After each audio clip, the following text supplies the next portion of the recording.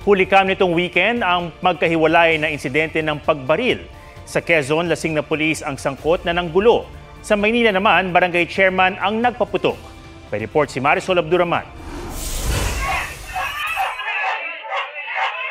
Umalingaw-ngaw ang mga putok ng baril sa gitna ng clearing operation sa barangay 122 sa Tondo, Maynila nitong Sabado.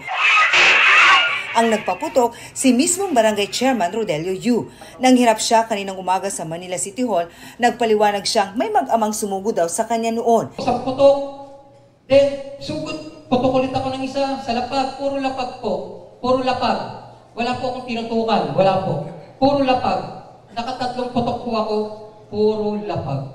Lisensyado raw ang kanyang baril at meron siyang permit to carry. Sa kabila nito, inireklamo siya ng illegal discharge of firearms at grave threats. Nakakulong naman para sa reklamong direct assault ang nakaalitan niyang residente na itinanggi ang paratang. Anya, nagsimula ang gulo ng pilit baklasin ng mga taga-barangay ang lona sa harap ng kanilang bahay. Kahit na pagkasunduan umunong, sila na ang kusang magtatanggal. Pagbalik ng ganon, bigla na lang bumunot ng barel. Nang walang karason-rason? Walang karason-rason. Bumunot siya? Oo, nabigla nga po ako eh. Bigla siyang bumunot ng barel.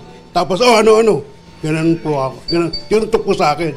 Tapos, pinaputukan pa ako doon sa baba. Ayaw na raw ni Mayor Isko na mangyari ang ganitong insidente. Kaya nananawagan siya sa mga residente ng Maynila na makipagtulungan sa mga otoridad. Lalo tuloy-tuloy raw ang gagawin nilang clearing operation. Sa Lucena, Quezon. Asan yung kasama mo? Asan yung kasama nun? Napapatayin kita. Nang gulo at nagbanta. Kuya, wala po dito, kuya. Patayin kaya kita. At nagpaputok ng baril ang lalaking ito noon ding Sabado sa isang tindahan. Pulis pala siya, si Patrolman Rodolfo Avila Madlang Awa, nakadestino sa Lopez, Quezon. Batay sa investigasyon, lasing siya nang bumili ng yelo sa tindahan. Nang may iba pang customer na bumili, bigla niyang pinagbantaan at tinutukan ng baril.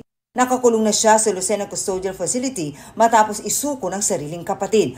Bukod sa patong-patong na reklamo, maharap din siya sa kasong administratibo. Ang gusto po ng ating Chief PNP ay i-subject po siya sa summary dismissal proceeding para mas mabilis po yung gagawing pag-dismiss po sa kanya sa serbisyo po. Tumanggi magbigay ng pahayag si Madlang Awa. Marisol Abduraman, nagbabalita para sa GMA Integrated News. Huwag magpahuli sa mga balitang dapat niyong malaman.